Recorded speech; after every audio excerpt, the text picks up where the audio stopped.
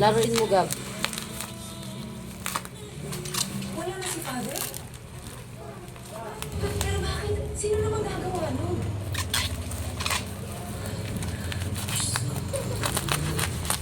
Ayoko isipin na may kinalaman ko sa kaso.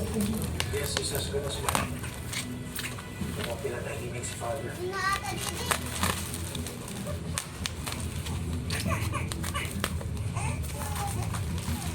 Bakit mo lang kasi? Kaya mabubukin mo ko sa internet.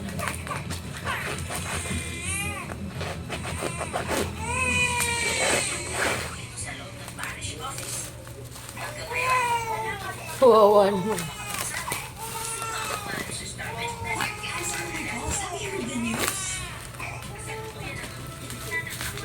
Yesterday was just getting on my nerves. Now he's dead. It's so sick. Kahit yata yung pera, hindi tatanggapin ng kailan na yan eh. Sino bang killer ang papatay ng pare kundi yung mga taong walang konsensya sa katawan? I didn't think na nagiging greno kung pagkado ang kaso. Kaya kailangan natin malaman kung sino talagang pumatay kay Joy.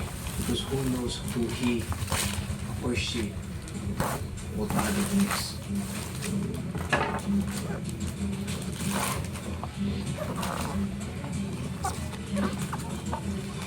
Diyos ko, patawarin ako. Patawarin sana ako dahil mukhang may nadami na inosenteng tao dahil ang tinulungan niya ako. Ang bata-bata pa ni Father. Nadami lang siya sa gulo. Yung kasalanan na nangyari. Huwag mo siya susubuan, Gab, ha? Ang naman ni Father. Nag-selfie Pinili si niya Kuya. magmatapang at magtestigo para mabigyan ka ng chance para makalaya ka. Don't worry. Walang magbabago sa kaso. The court already has Father Lester's testimony on record.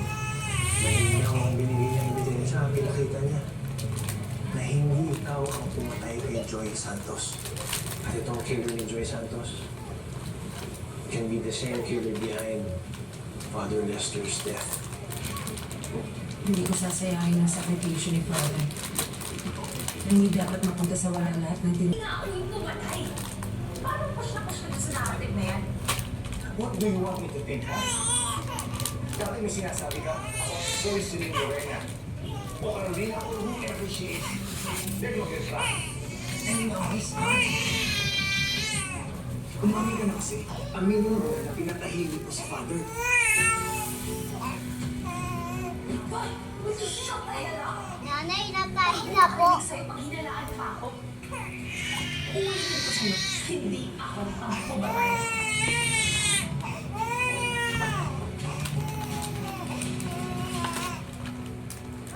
Alam mo, sa lahat ng nakita kong malakas ang ebidensya, ikaw yung sad girl pa rin. Makakalaya ka na. Sana naman ako magse-celebrate. Kakamatay lang yung taong tumulong sa akin. Kawawan mo. Yung isa pa nga sa iniisip ko eh.